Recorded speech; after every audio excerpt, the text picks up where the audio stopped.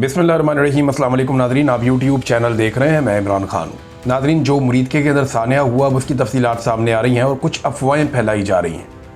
देखें, कन्फर्म इतला कोई भी नहीं है कि तहरीक लब्बैक की क़यादत के साथ बना क्या। इब्तदाई तौर पर जो इतलात आई उनमें यह कहा गया कि उनमें से एक भाई ज़ख्मी हो गया, बाद में कुछ लोगों ने कहा कि दूसरा भी ज़ख्मी हो गया, फिर ये भी बताया गया कि दोनों में से एक भाई गिरफ़्तार हो गया, फिर कुछ इतलात आई कि नहीं, दोनों भाइयों को गिरफ़्तार कर दिया गया। कुछ दावे ऐसे सामने आए कि पुलिस के पास वो नहीं है, उनको एजेंसियां उठाकर ले गई हैं, और कुछ दावे ऐसे सामने आए कि वो दोनों फ़रार हो गए हैं, वो पकड़े ही नहीं गए। अब देखें, वो एक पॉलिटिकल पार्टी है, उसके वो हेड हैं, ऐसे मुमकिन नहीं है। जिस तरह का घेरा पड़ा हुआ था वहाँ से निकलकर इस तरह जाना मुमकिन नहीं है, और वहाँ से निकलकर इतनी दूर चले जाना। अब ऐसी खबरें चलवाई जा रही हैं बाकायदा एजेंसियों की जानिब से, मीडिया पर्सनस को कह के कि आप बताएं जी वो आज़ाद कश्मीर पहुँच गए हैं या पंजाब की हदूद से बाहर निकल गए, और अब वहाँ से उन्हें उठा के वापस लाया जाएगा। देखिए, ये बड़ी अजीब बात है। आज़ाद कश्मीर जाने के लिए जो रास्ते हैं उन पर बहुत सारी चेक पोस्टें हैं, ख़ास तौर पे आजकल के दिनों में तो बहुत सख्ती है। हाउ इज़ इट पॉसिबल कि वो वहाँ पहुँच गए, और जिस तरह का घेरा पड़ा हुआ था वहाँ से कोई नहीं निकल पा रहा था, ये वहाँ से कैसे निकल गए? ये वो बड़े सवालात हैं जो अब तक कुल मिला के मुझे समझ आती है बात। मुझे ऐसा लगता है कि जब अंधाधुंध गोली चलाई गई, बख्तरबंद गाड़ियाँ आई, और जब चीज़ें एकदम कंट्रोल की गई, लोगों को गलियों में धकेल दिया गया, और जो मेन कंटेनर है उसको आग लगाई गई, उस वक्त कुछ लोग गिरफ्तार हुए। और जो एनी शाहिदीन है उनका कहना है कि 25 से 30 लोगों का एक गिरोह आया था, और उसके बाद हमें कुछ समझ नहीं आई। अब ये अगर गिरफ्तार करके उस वक्त गायब किए गए हैं तो फिर एजेंसियों की तहवील में होने चाहिए दोनों भाई। अब मेरे ख्याल में कि ये फैसला किया गया है कि उनकी कानूनी गिरफ्तारी डाली जाए। अब दुआ मेरी ये है कि सारे सलामत हों। अगर क़यादत में से कोई शख्स जो है वो जाँ बहक हो गया तो एक नया फड्डा पाकिस्तान में पड़ जाएगा। पाकिस्तान की एजेंसियां इससे कैसे जान छुड़वाएंगी, ये एक अजीबोगरीब सिचुएशन है। अगर आज किसी को मसलियतन कोई झूठ बोलना पड़ा या अपनी किसी बात से पीछे हटना पड़ा तो तारीख बड़ी जालिम चीज़ है। कल सारी दुनिया जान लेगी, सबको पता चल जाएगा कि हकीकतन हुआ क्या था। जैसा कि अब हकायक खुलना शुरू हो गए। समा टीवी, ये अलीम खान का टीवी चैनल है। अलीम खान वो शख्स है जो प्रॉपर्टी का धंधा करता है, और इसकी एक सोसाइटी बड़ी मशहूर हुई आज से कुछ अर्सा पहले। समा टीवी भी इसका है। ये पार्क व्यू सोसाइटी, जहाँ पे लोगों के प्लॉट और घर सारे डूब गए। तो अलीम खान ने अचानक से अपने चैनल पे पंजाब हुकूमत का ये जो ऑपरेशन था तहरीक लब्बैक के खिलाफ, इसके हवाले से बड़ी अजीबोगरीब रिपोर्टिंग करवा दी। यानी वो चीज़ें मंजरे आम पे ले आए जो बाकी चैनल या अखबारात नहीं कर पा रहे। बड़े बड़े चैनल, बड़े बड़े एंकर वो डर रहे हैं कि यार अगर सच बोल दिया तो मुसीबत बन जाएगी।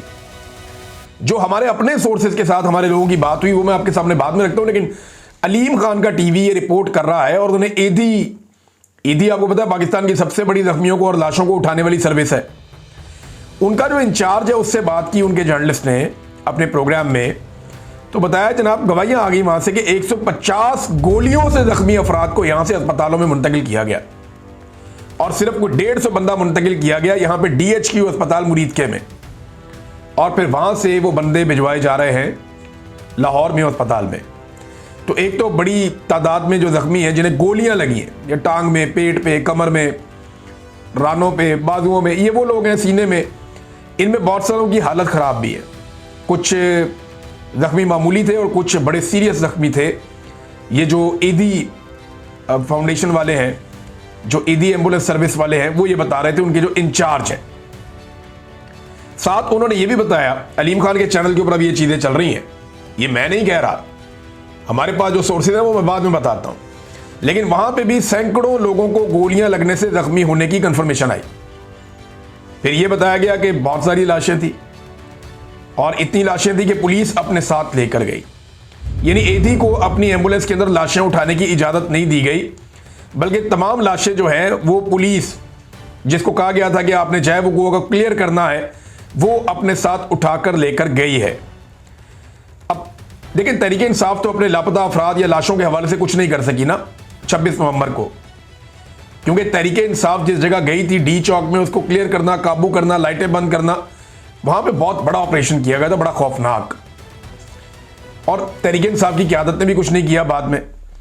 लेकिन यहां पे ये एरिया बहुत बड़ा है, यहाँ आबादी बहुत ज़्यादा है, रकबा भी ज़्यादा है।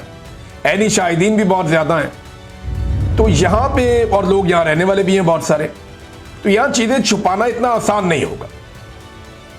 इसकी तहकीकात ज़रूर करवानी चाहिए ताकि पता चले, और जिन लोगों के घर वाले अभी तक वापस नहीं आए और पुलिस के पास भी नहीं है, उन्हें फौरी तौर पे बताना चाहिए और एक लिस्ट जारी करनी चाहिए कि ये वो तमाम लोग हैं जिनके बारे में अभी तक कोई इंफॉर्मेशन नहीं मिल रही।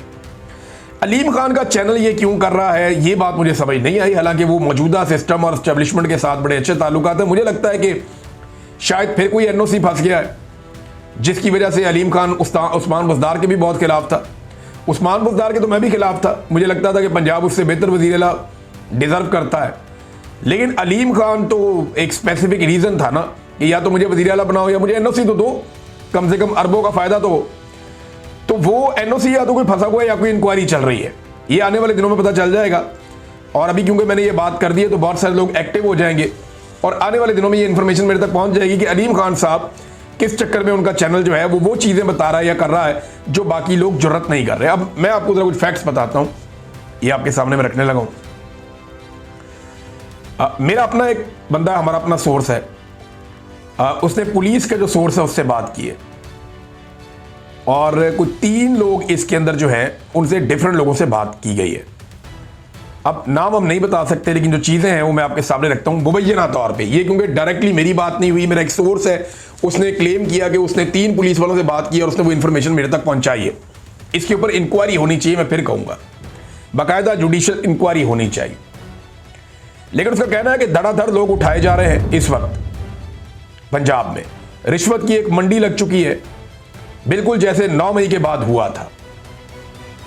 वो ये बताता है कि ऑपरेशन में शरीक और उस इलाके के करीब तैनात पुलिस के 3 एहलकारों से उन्होंने पूछा कि कितने लोग मारे गए, तो तीनों एहलकारों ने जो तादाद बताई है वो कम से कम 60 बताई है। यानी 3 एहलकारों से जो बात हुई उनमें जो कम से कम तादाद है वो 60 बताई है, और ज्यादा से ज्यादा वो कहते हैं 100 से ज्यादा लोग हो सकते हैं जिनकी लाशें वहां देखी गई। अब ये पुलिस वाले सोर्सेज हैं, ये क्लेम मेरे सामने आया। इंक्वायरी होनी चाहिए, जुडिशियल इंक्वायरी होनी चाहिए कि क्या वाकई इतने लोग मारे गए हैं।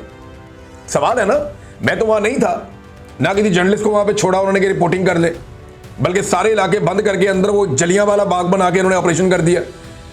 अब रिपोर्ट कर रहे हैं कि 3 लोग मारे गए हैं। वहां हमने तो 3 से बहुत ज्यादा लोगों की लाशें तो हमने खुद देखी हैं, जिनकी तस्वीरें और वीडियोज हैं। लोग अपने मोबाइल फोन बंद करके भाग गए सारे तरीके लबैक वाले, उन्हें अपनी अपनी मुसीबत पड़ी हुई है कि ये तो पूरी रियासत पागल हो गई है। तो पुलिस वाले जो हैं वो अपना नाम ना बताने की शर्त के ऊपर ये बात करते हैं कि कम से कम 60 लाशें तो उन्होंने देखी, ये उनका क्लेम है। और ज्यादा में वो कहते हैं जी ये 100 से ज्यादा हो सकती है। 7 आरपीओ ने इस ऑपरेशन में हिस्सा लिया, 2 आईजीज, मुतअद्दिद डीपीओज, सीसीडी की जिम्मेदारी लगी कि लाशें और जख्मियों को उठाया जाएगा, जाए वकुआ को क्लियर किया जाएगा।